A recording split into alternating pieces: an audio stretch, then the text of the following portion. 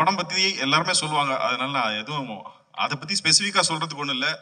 மாரி வந்து டெக்னிக்கலாக முன்ன இருந்ததை விட ரொம்ப இம்ப்ரூவ் ஆகி வந்திருக்காருன்றது தெரியுது இந்த படத்தில். ஒரு பெரிய லீப் இருக்குது இந்த படத்தில்.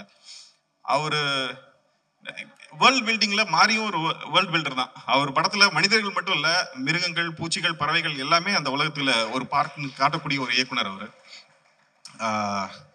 அப்புறம் பெரிய இயக்குனர்கள், மாஸ்டர்ஸ் எல்லாருமே வந்து ஏதோ ஒரு பார்ட்டில் தன் கதையை வந்து ஒரு படமாக எடுப்பாங்க.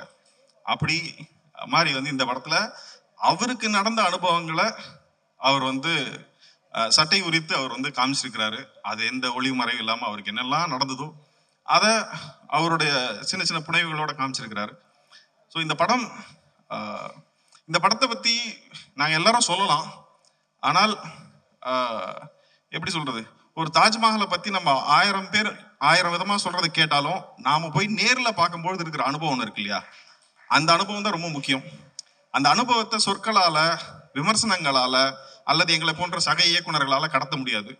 அதனால அந்த அனுபவத்தை நீங்கள்லாம் தியேட்டரில் போய் பார்த்து உங்களுக்கு பிடிக்குது பிடிக்காதுங்கிறது எல்லாமே ஒரு பர்சனல் ஒப்பீனியன் தான். ஒரே மாவில் சுடுற இட்லி சில பேருக்கு பிடிக்காது, தோசை பிடிக்கும். அந்த மாதிரி விருப்பங்களை உங்களோட தான் இருக்கட்டும். ஆனால் இதை தியேட்டரில் போய் அனுபவிச்சு பாருங்க அப்படின்றது தான் என்னுடைய ரிக்வெஸ்டாக இருக்குது. இந்த படம் வெற்றியடைய எல்லாரையும் போல நானும் வாழ்த்துக்கிறேன். நன்றி, வணக்கம். நான் வந்து இப்போ இந்த ஸ்க்ரீனிங்கில் இந்த படத்தை பார்க்கல. நான் கொஞ்சம் முன்னாடி அவருடைய படத்தொகுப்பில் அறையில் பார்த்தேன் இந்த படத்தை. அதாவது கொஞ்சம் தற்காத்துக்கிட்டேன்னு சொல்லலாம். ஏன்னா சந்தோஷ் நாராயணருடைய கம்ப்ளீட் மியூசிக் இல்லாதனால அங்கேயே நான் அழுகாமல் இருந்திருக்கிறேன் அப்படின்னு கூட சொல்லிக்கலாம். நான் படம் பார்க்கும்போது அவருடைய கதைன்னு எனக்கு தெரியாது.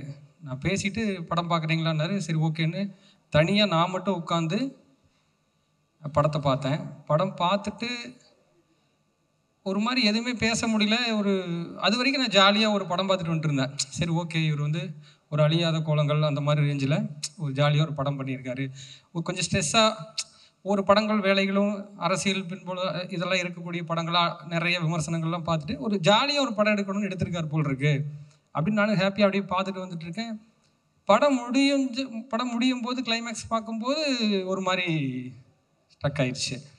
அப்புறம் அவர்கிட்ட பேசும்போது என்னுடைய கதை இது, என்னுடைய வாழ்க்கைன்னு சொல்லும்போது என்னால் அது எப்படி அந்த நேரத்தில் என்னால் ரியாக்ட் பண்ணவே முடியல. எப்படி நீங்கள் எப்படி இதை கடந்து எப்படி ஒரு மாரி செல்வராஜ் உருவானார். இப்போ நிறைய பேர் சொன்னீங்க மாரி செல்வராஜ் அவருடைய இது ஒரு மிகச்சிறந்த இது அவருடைய படைப்பில் உச்சன்னு. ஆனால் நான் எப்படி பார்க்குறேன்னா, மாரி செல்வராஜ் படைப்புகள் அப்படிங்கிற ஒரு புத்தகம் எழுதி கொண்டிருக்கிற அந்த புத்தகத்துக்கு அவரே எழுதின ஒரு முன்னுரை தான் இந்த படம். அதில் இருக்கக்கூடிய கதைகளை எப்படி நம்ம பார்க்கணுங்கிறதுக்கு அந்த ஆசிரியர் எழுதின முன்னுரை. இந்த படம் அவர் மேலே ஒரு பெரிய மரியாதையும் புரிதலையும் எல்லாருக்கும் ஏற்படுத்தும். அவர் ஏன் இப்படி சிந்திக்கிறாருங்கிறதுக்கான காரணமும் தெரியும். இப்போ எல்லாரும் படம் எடுக்கிறோம். இப்போ சினிமாவே ஒரு யானை மாதிரி. அந்த யானையை வந்து அப்படியே தெருவில் அப்படியே பிச்சை எடுக்க கூட்டிகிட்டு வந்தோம்னா எல்லாருக்கும் கொஞ்சம் இலக்காரமாக தான் இருக்கும். ஜாலியாக அப்படியே பிச்சை போட்டு அப்படி கொஞ்சம் ஜாலியாக பார்ப்பாங்க. அதே யானையை கொஞ்சம் ஜூவில் கொண்டு வித்த காட்டினோம்னா, ஏய் இங்கே பாரு சூப்பராக இருக்குது அப்படின்னு சொல்லிட்டு இன்னும் என்ஜாய் பண்ணுவாங்க. ஆனால் அதெல்லாம் அந்த யானையை காட்டுக்குள்ளே தனியாக உடம்பெல்லாம் மண்ணோட எதுக்கு நம்ம பார்த்தோம்னா எதுவுமே பேசாமல் உறைஞ்சி நின்றுரும் இல்லையா? அதுதான் மாரி செல்வராஜோடைய படம். மாரி செல்வராஜை நான் பார்க்குறேன். மாரி செல்வராஜ் வந்து இந்த வாழை கிழங்கு மாதிரி பூமிக்குள்ளே அழுந்த வேர் பரப்பி பதிஞ்சிருக்காரு. அவர் இன்னும் கன்றுகளாக முளைத்து வெளிவருவார், மனம் பரப்புவார். நன்றி. படம் பார்த்தோம். வாழை படம் பார்த்துட்டு நான், அஸ்வின், ராம், இன்னும் நிறைய பேர் படம் பார்த்துட்டு ஒரு அரை மணி நேரம் யாரும் எதுவுமே பேசாமல் வெளியில் வந்து அமைதியாக இருந்தோம். ஒரு ஹாஃப் அன் ஹவர் மேலே என்ன பேசுகிறதுன்னு தெரியல. இன்னையா இருந்தால் இப்படி பண்ணிட்டாரே அப்படின்னு சொல்லி ஒரு மாதிரி மன இறுக்கத்தோடு இருந்துகிட்டே இருந்தேன். அந்த அமைதி தான் அந்த படத்தோட பெரிய வெற்றி நினைக்கிறேன். மாரி அவர்களுக்கு என்னோட மனமார்ந்த வாழ்த்துக்கள். எனக்கு அவரோட படங்கள் ரொம்ப பிடிச்ச விஷயம்னா, ரியல் லைஃப்பில் நான் பார்த்தது சினிமாவில் பார்க்காதது அவர் சினிமாவில் நான் பார்த்துருக்கேன். பரியரும் பெருமாள் அந்த குளத்தில் வாய் வச்சு தண்ணி குடிச்சிட்டு ஓடிட்டே இருப்பார். இதில் கலையரசன் வந்து துண்டில் அந்த தூக்குச்செடி கட்டிட்டு போயிட்டுருப்பார். நிறைய டீட்டெயில் நான் பார்த்த லைஃப்பில் சினிமாவில் பார்க்க லைஃப்லாம் இவர் பார்த்துருக்கேன். ரஞ்சித் சார் படத்தில் கூட சார்பட்ட பரம்பில் பெருத்தநகர மூடு அப்படின்னு வருவா. இந்த வார்த்தை வந்து இன்னும் எங்கள் ஊரில் இன்னும் கூட இருக்குது. அந்த வார்த்தை பெருத்தநகர மூடுன்னு ஒரு வார்த்தை யூஸ் பண்ணியிருப்பாரு. ஏன்னா டெய்லி ஒரு பொண்ணு பார்த்துருக்க, ஒரு பொண்ணு அவனுக்கு குதிரல அப்படின்னு சொல்லி மெட்ராஸில் சொல்லியிருப்பார். இந்த குதிரன்னு வார்த்தை, இந்த மாதிரி வார்த்தைகள், விஷுவல்ஸ் எல்லாமே யதார்த்த லைஃப்பில் பார்த்தது. பட் சினிமாவில் பார்க்க எல்லாமே நான் பார்த்துட்டு வந்துட்டு இருக்கேன் ரீசெண்டாக. வாழையை பற்றி சொன்னால் எல்லாரும் சொன்ன மாதிரி மாரியோட பெஸ்ட் இது, அதில் எதுவும் சந்தேகம் இல்லை. ஏன்னா மாரியோட வாழ்க்கையை மாறி தவிர வேற யாரும் பெஸ்ட்டாக பண்ண முடியுமா என்ன? வாழ்த்துக்கள் எல்லாருக்கும். அப்புறம் ஜாபியா, எனக்கு இந்த பையன் அந்த படம் நடிச்ச ஹீரோ ஃபன்ட்ரி படத்தை பார்த்தா ஜபையோட முகம் எனக்கு வந்துட்டே இருந்தது, என்னன்னு தெரியல. ரொம்ப நல்லா நடிச்சிருந்தாங்க. டெக்னிக்கல் டீம், ஆர்டிஸ்ட் எல்லாமே சூப்பராக பண்ணியிருந்தாங்க. ரொம்ப நன்றி எல்லாருக்கும், என்னோட வாழ்த்துக்கள். ஃபஸ்ட் திங் இதே மாதிரி தான் ஸ்பீச்லெஸ்ஸாக தான் இருந்தோம் படம் பார்த்துட்டு. நாங்கள் இன்னும் நிறைய ஃப்ரெண்ட்ஸ் எல்லோரும் சேர்ந்து படம் பார்த்துட்டு ஒரு 10-15 நிமிஷம் எல்லோரும் ஐ டு ஐ பார்க்குறதுக்கே ரொம்ப சிரமமாக இருந்தது. எனக்கு முதல்ல இந்த படத்தை வந்து ஒரு ஸ்பெஷல் ஷோ போட்டதே எனக்கு ரொம்ப என்னோடய லைஃப் டைம் அச்சீவ்மெண்ட்டாக நினைக்கிறேன் சார் இதுவே. ஏன்னா நான் இட்ஸ் ரொம்ப ஹானர் சார். அது நான் அதை எனக்கு முன்னாடி காமிச்சு உங்களோட பர்சனலாக அதை பேசுகிறதுக்கான டைம் கிடச்சதே வந்து நான் இண்டஸ்ட்ரிக்கு வந்ததுக்கு எனக்கு ஏதோ ஒரு பெரிய அச்சீவ்மெண்ட்டாக தோணுது. ஏன்னா எனக்கு பெரிய இன்ஸ்பிரேஷன். நான் ஃபஸ்ட்டு ஐலி பண்ணும் பொழுதே எனக்கு அதில் நிறைய மல்டிபிள் கேரக்டர்ஸ் இருக்காங்க. அந்த கேரக்டர்ஸ் ஒருத்தவங்களும் டிஸ்டிங்டிவாக தெரியணும் அப்படின்னா அதை எப்படி கேரக்டர் பிரிக்கணுங்கிறதுக்கு எனக்கு வந்து பரியரும் பெருமாள் தான் ஒரு பெரிய ரெஃபரன்ஸாக இருந்தது. ஒரு கேரக்டர் இன்னொரு கேரக்டர் லேயர் கலர்ஸ் மிக்ஸ் ஆகக்கூடாது, அதை எப்படி ஹேண்டில் பண்ணணும். ஒரு விஷயத்தை நம்ம வந்து இது வந்து இட்ஸ் ஒரு ஒரு சொசைட்டியில் ஒரு பிரச்சனையை அட்ரஸ் பண்ணுறோம் அப்படிங்கிறப்ப இது பேசி தீர்க்க வேண்டிய பிரச்சனைனா அது எப்படி அந்த கான்வர்சேஷனுக்குள்ளே கொண்டு வரணுங்கிறதுக்கு எனக்கு பரியரும் பெருமாள் பெரிய ரெஃபரன்ஸாக இருந்தது.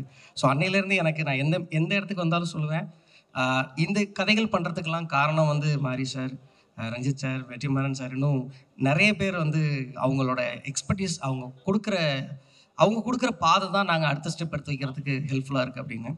இந்த படம் பார்த்துட்டு எங்களுக்கு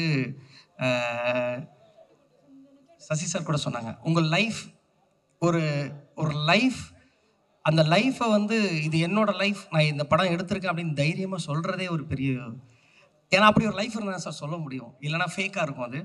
பட் அந்த லைஃப்பை பார்க்குறதுக்கு, அதை பார்த்ததுக்கு பிறகு ஒரு 15-20 நிமிஷம் ஆயிடுச்சு நாங்கள் ஒரு வாரத்தை கூட பேசுகிறதுக்கு. அவ்வளோ அழுத்தமாக இருந்தது. லிட்ரலி எல்லோரும் அழுதுருக்க வேண்டியது, பட் எப்படியோ கண்ட்ரோல் பண்ணிட்டு இருந்துட்டோம். ரொம்ப அந்த ஃபஸ்ட்டு ஷாட் எனக்கு அந்த வாழையில் ஆரம்பிக்கும் போது ரொம்ப அழகாக இருந்தது. அந்த வாழை தோட்டம் ரொம்ப பளிச்சுன்னு பச்சை பசேல்னு அவ்வளோ பார்க்கும்போது ரொம்ப ப்ளசண்ட்டாக இருந்தது. பட் அந்த லாஸ்ட்டு ஷாட் அதை பார்க்கும் பொழுது லிட்ரலி கண் கலங்கிருச்சு. அது எவ்வளோ அந்த இலைக்கு கீழே எவ்வளோ பெயிண்ட் இருக்குது அப்படிங்கிறதும், எத்தனை பேர் சொன்னாங்க அது ரொம்ப இலகுவாக நினைப்போம், அது எவ்வளோ கனமானது அப்படின்னு. ஒவ்வொரு இடமுமே வந்து ரொம்ப பதபதப்பாக இருந்தது. அந்த பசங்க இப்படி பர்ஃபார்ம் பண்ணாங்க அப்படிங்கிறதெல்லாம் வந்து பயங்கர ப்ரில்லியண்ட்டாக இருந்துச்சு சார். It's a lesson. எனக்கு நிறைய மொமெண்ட்ஸ் இருக்குது அந்த கதையில். ஒவ்வொரு மொமெண்ட்டுமே வந்து ரொம்ப பெயின்ஃபுல்லாக இருந்தது அப்படிங்கிறத தாண்டி ரொம்ப உண்மையாக இருந்தது. எனக்கு படம் பார்த்துட்டு மாரி செல்வராஜ் சார், இதுதான் மாரி செல்வராஜ் சார்னா அவர் தான் சூப்பர் ஹீரோ, அவர் கதை தான் சூப்பர் ஹீரோ கதை அப்படின்னு எனக்கு தோணுச்சு. ஸோ அந்த சூப்பர் ஹீரோ கதை எல்லோரும் தேட்டரில் பார்க்கலாம். எல்லோரும் சொல்கிறாங்க இது எப்படி எனக்கு அப்படிலாம் தோணல சார். பக்கா என்டர்டெய்னிங்காக நான் என்ஜாய் பண்ணேன், ஒவ்வொரு மூமெண்ட்டும் என்ஜாய் பண்ணேன். நீங்கள் காமிச்ச ஹாப்பினஸாக இருக்கட்டும், சேடாக இருக்கட்டும், எல்லாமே 100% வந்து ரீச் ஆச்சு. ஸோ கண்டிப்பாக இட்ஸ் அ ஹியூஜ் சக்ஸஸாக தான் இருக்கும், சக்ஸஸ்ஃபுல்லாக இருக்கும், எல்லோரும் என்ஜாய் பண்ணுற ஒரு படமாக தான் இருக்கும். நன்றி, தேங்க்ஸ். யூஸ்வலாக எல்லா படமும் எல்லா ஃபிலிம் மேக்கருக்கும் ஒரு பர்சனலான ஒரு ஜேர்னி. எல்லா ஃபிலிம் மேக்கருக்கும் எல்லா ஃபிலிம்ஸும் ஒரு பர்சனலான ஜேர்னி. இது வந்து மாரியோட சைல்டுஹுட். நான் ஃபர்ஸ்ட் படம் பார்க்கும்போது எனக்கு தெரியல, படம் பார்த்ததுக்கு அப்புறம் தான் வந்து அவரோட சைல்டுஹுட்னு சொன்னார். எனக்கு அது வந்து ஒரு ஃபிலிம் மேக்கராக அது இன்னும் பர்சனலான ஒரு ஜேர்னியாக தோணுச்சு. இது வந்து ஒரு முக்கியமான ஒரு படமாக இருக்கும். ஒரு மாரியோட best film yet. I wish Bari and the entire team all the best.